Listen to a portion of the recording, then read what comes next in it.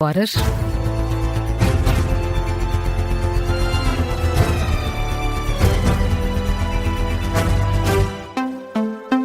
O Ministro da Administração Interna admite que tenha existido um pacto de silêncio no caso das alegadas torturas na esquadra do Largo do Rato, em Lisboa, mas fala em casos isolados. Recusa por isso que exista uma cultura instalada que favoreça este tipo de práticas. Em entrevista à CNN Portugal, depois da detenção de mais 15 polícias, Luís Neves assume que possa ter havido facilitismo face a comportamentos inaceitáveis.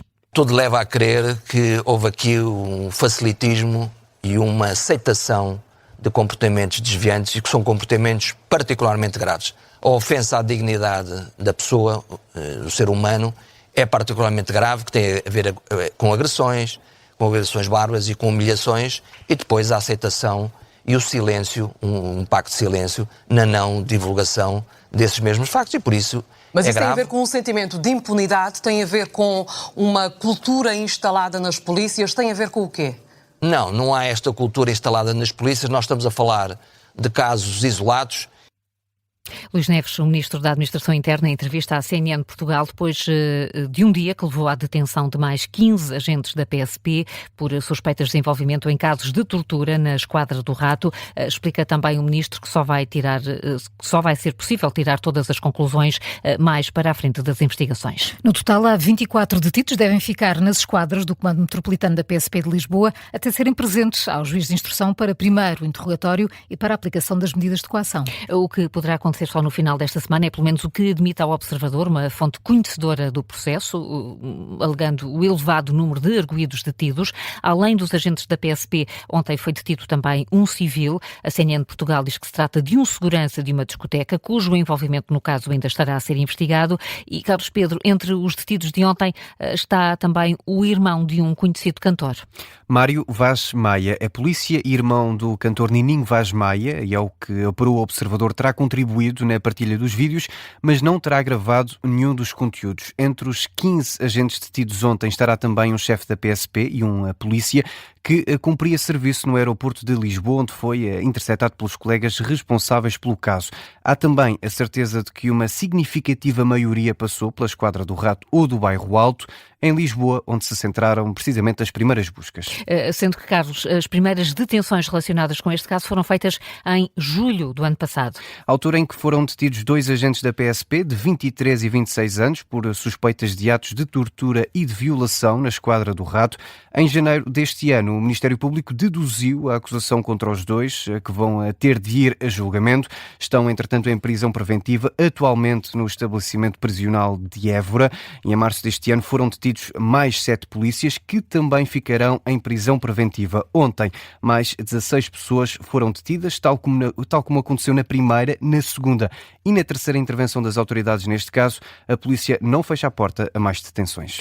Carlos Pedro, com os detalhes da investigação aos alegados casos de tortura na Esquadra do Rato. Os factos remontam a maio de 2024 e estão em causa crimes de tortura grave, violação, abuso de poder e ofensas à integridade física qualificadas. Apesar da maioria das vítimas ser de origem estrangeira, o Ministério Público não menciona, por enquanto, qualquer motivação racial na origem dos crimes de que são suspeitos os agentes da PSP. Este é um trabalho em destaque no site do Observador, assinado pelos jornalistas Miguel Pinheiro Correia e Pedro Rainho. O tema também vai estar em destaque esta manhã no Explicador, logo a seguir ao Jornal das 9. A UGT vai reafirmar as propostas que tem apresentado ao longo dos últimos meses na reunião da Concertação Social de amanhã. Já os patrões fazem hoje um último apelo à Central Sindical para que aprove a proposta do Governo.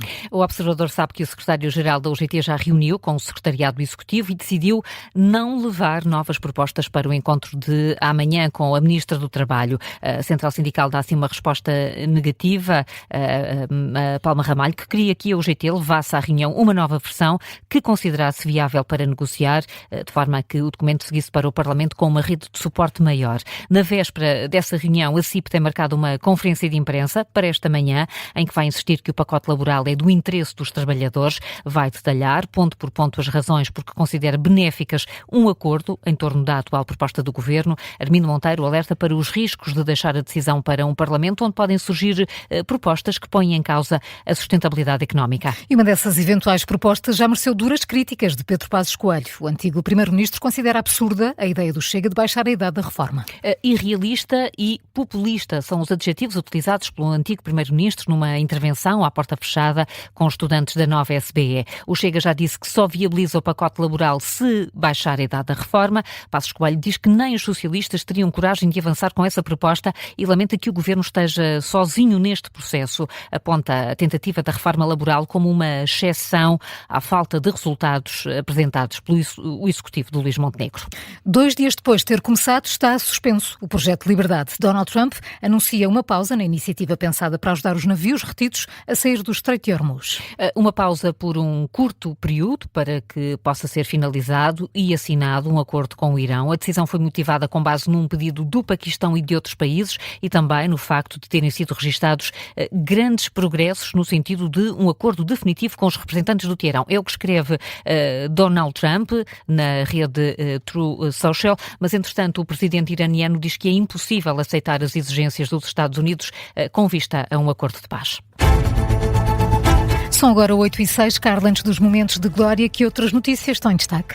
É uma promessa de Carlos Moedas. Lisboa vai mais do que duplicar o número de câmaras de vigilância. Vão ser instaladas mais de 110 novas câmaras em 5 zonas da cidade. É o que escreve o Diário de Notícias. Estas câmaras de videovigilância vão ser instaladas em 5 zonas, desde o Martim Muniz, a Avenida Almirante Reis, Castelo, Amoreiras e Saldanha. Carlos Moedas explica ao DN que este aumento representa um investimento de 18 milhões de euros. O Presidente da República começa hoje uma visita de 2 dias à Itália. É a segunda deslocação ao estrangeiro do chefe de Estado. António José Seguro vai intervir numa cerimónia do Instituto Universitário Europeu em Florença. Amanhã vai encontrar-se com o Presidente italiano, Sérgio Mattarella. O Presidente da Assembleia da República vai receber hoje o homólogo ucraniano no Parlamento. Vão ambos discursar na abertura da sessão plenária de hoje, depois de se reunirem com as delegações dos partidos. Está ainda planeada a inauguração de uma exposição sobre a guerra na Ucrânia.